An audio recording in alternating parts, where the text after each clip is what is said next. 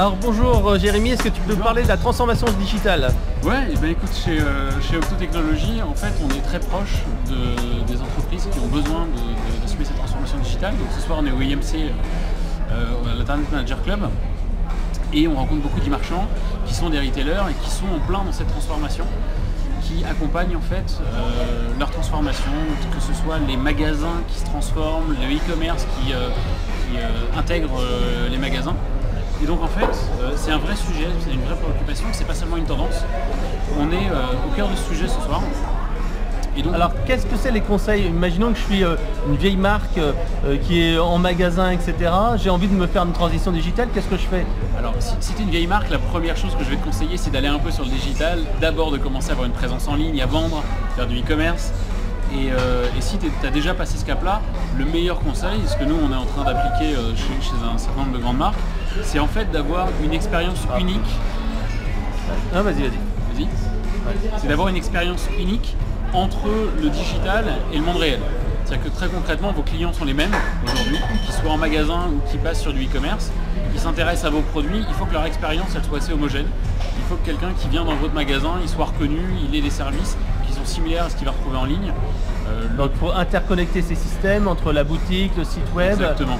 Et ensuite il faut avoir un parcours simple, client, quoi. Exactement. L'exemple le plus simple, c'est la carte de fidélité. Si tu gagnes des points en ligne, il faut que tu puisses les utiliser en magasin, il faut que les points que tu utilises en magasin, si tu as une marque qui existe depuis des années, que tu puisses les réutiliser sur le site internet. Il faut que l'expérience elle soit unifiée.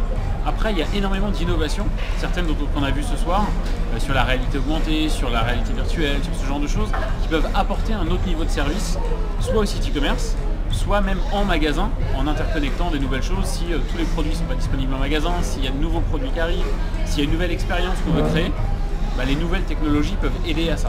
C'est pas de la technologie pour la technologie, c'est vraiment la technologie au service de l'entreprise.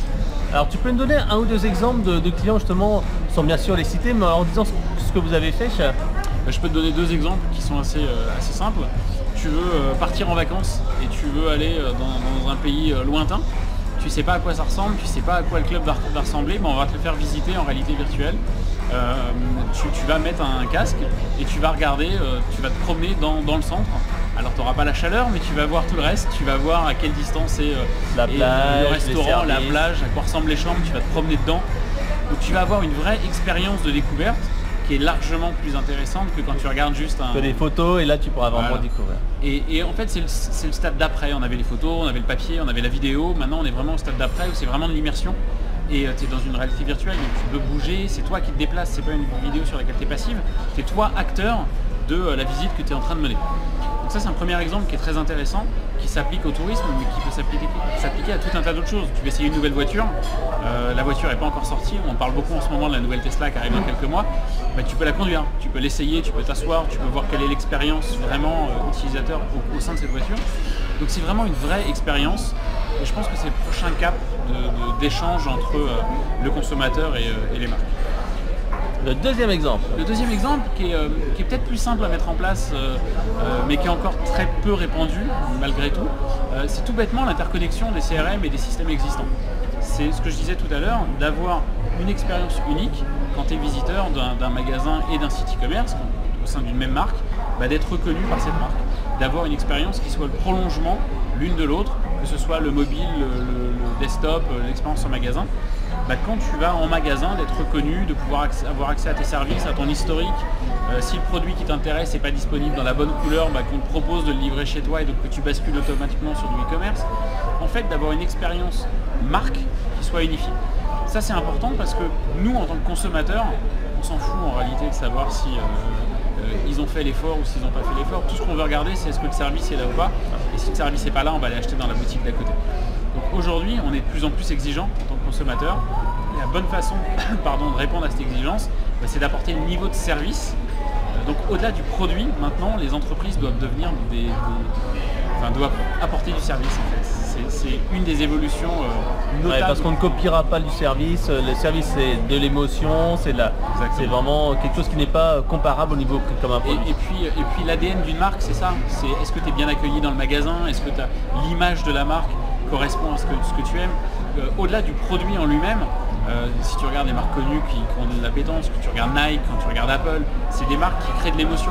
Avant le produit, Les gens qui attendent le nouvel iPhone, ils sont déjà emballés alors qu'ils ne savent pas ce qu'il va faire. Les gens qui veulent les prochaines Air Jordan, c'est parce que c'est les Air Jordan, il y a une espèce d'histoire autour de ça.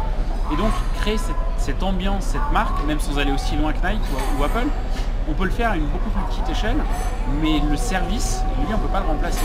Quand tu vas en magasin, que tu as une vendeuse qui est souriante, qu'elle te dit bonjour monsieur et qu'elle t'apporte le service que tu veux, tu vas être content et peut-être que la prochaine commande, tu vas la passer sur Internet parce que ça t'a créé autour de ta marque quelque chose qui va satisfaire ton client.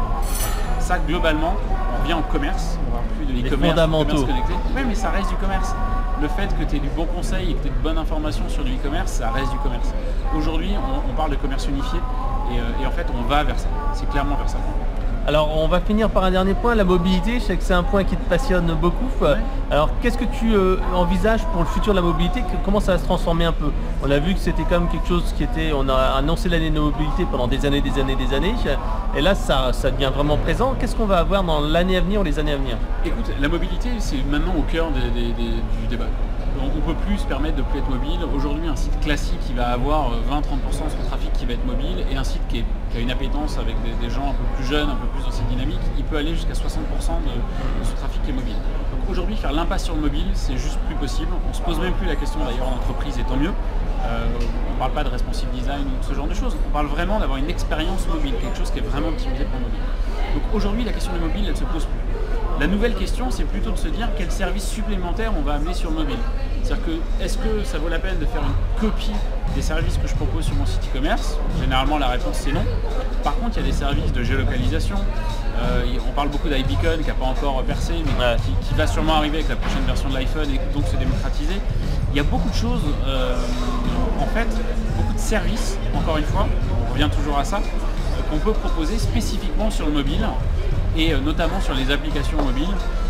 Il y a une évolution qui est croissante, il y a une appétence des gens qui est croissante aussi. On est dans une phase aujourd'hui où le mobile, on est en train de parler plus de compatibilité mobile, mais de mobile first. Ouais. Que quand on monte un projet maintenant, et spécialement en e-commerce, on réfléchit d'abord mobile avant de réfléchir...